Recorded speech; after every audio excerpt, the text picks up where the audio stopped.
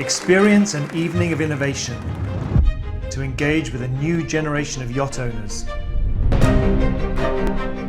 Revolutionize the industry as we know it and place yourself at the leading edge of the trend curve.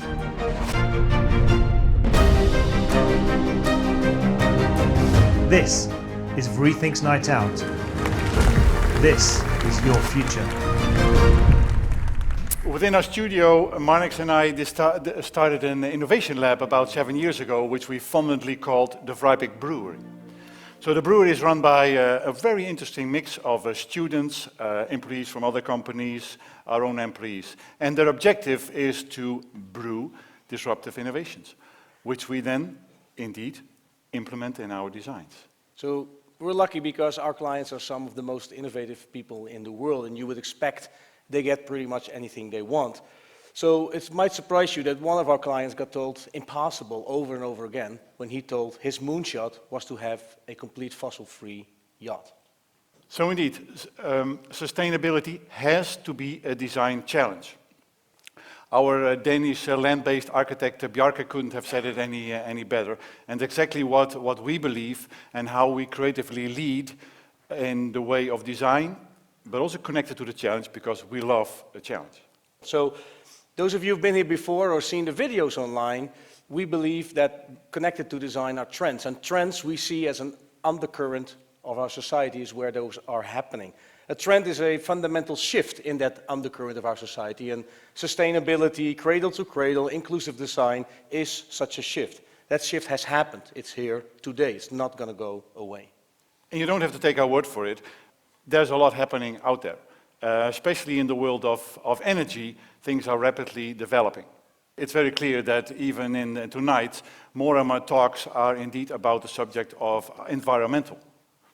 So by now, you guys are all thinking, sure, but yachting is like so different. We're now not affected by any trends. Like our good friend Dickie Vandenberg said when we launched VriThink's, sorry guys, there's just no trends in yachting. So I guess we just have to look into another industry to learn a bit how this is happening in today's world.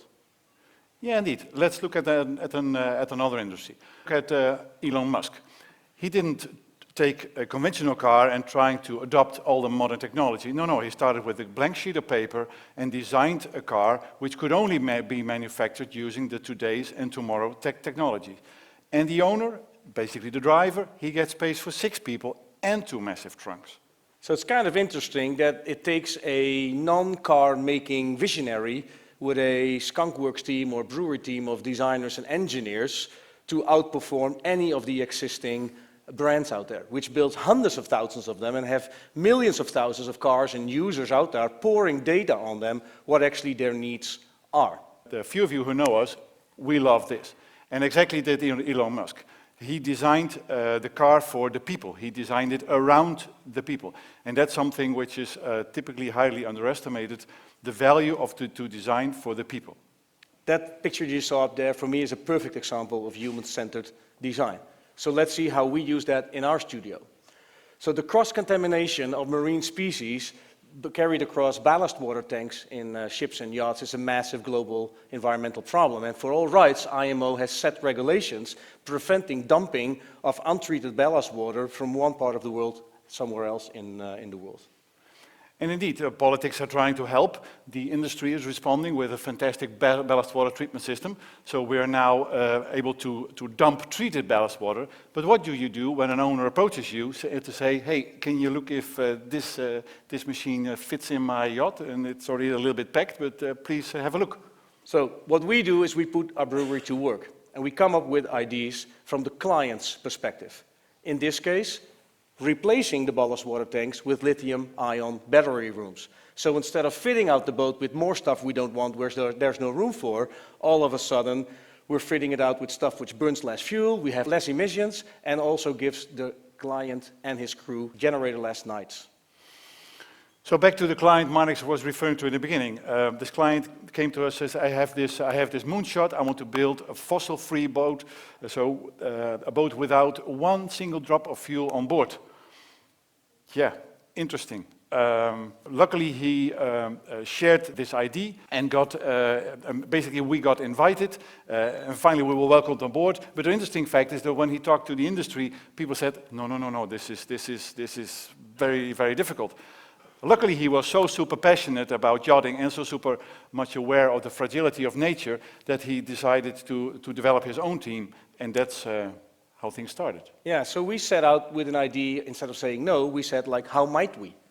How might we harvest enough energy from the sun so we can electrically sail this boat from Porto Cervo back to Barcelona? How might we harvest enough energy from the wind so when we're at anchor we can actually keep having the same hotel load as we had before?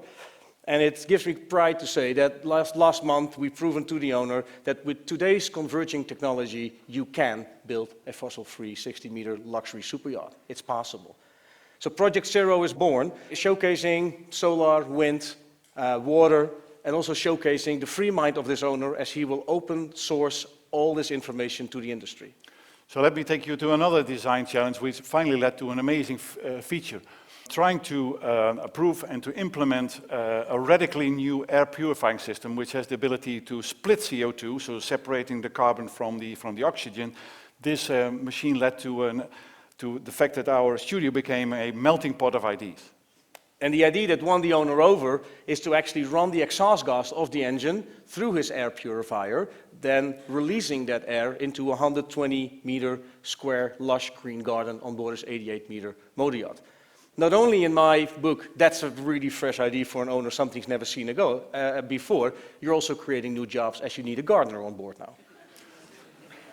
So indeed, and as we are more and more aware that we seriously need to reduce the usage of fossil fuel, luckily, and we are very happy that we see more and more new energy carriers emerging. And our brewery is actively prototyping some of them, and the results are really, really promising. So it might not surprise you that the reason we're interested in the future of fuels, because it will give incredibly new design ideas, which will not only benefit our big blue planet, but also the owner and crew that sail our future yachts.